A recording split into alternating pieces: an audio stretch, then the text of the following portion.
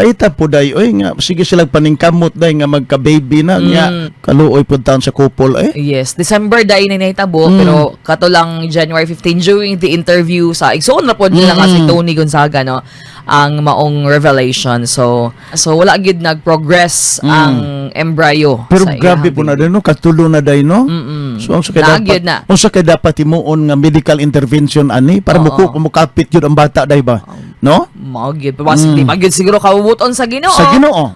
Mao na nga kamong mga gigasahan og anak Kalamping gyud taw ninyo. Nga gid na ninyo pagpadako kay manubag magid sa Ginoo sa atong mga anak kunya kung wa pa kagitagaan kung wa pa puday gitagaag anak na imuhong kaila diha nga dugay na kayong naminyo bisag usawa okay ra kay sometimes kani nga mga topic uy dugayan ninyo ayaw dili na siya kanang kinahanglan nimo nga duslak sa ihang kaugalingon Bisa no baya daw day. kay kuan Kana na bitong couple nga way anak day nya Yes. imuhang inon.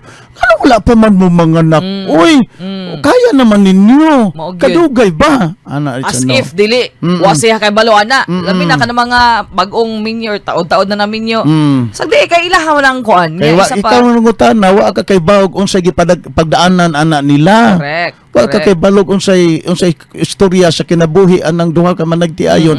Ngano hantod karon wa pa sila gasahig anak sa Ginoo. Di ba day? so kana mga bakba na to diha Mga baba na to ha. mga bakba na to ha. Oh, bantayan na yung mga bakba kay Mao na. ganitong bakba mao ni nagdag kuan problema sa katilingban.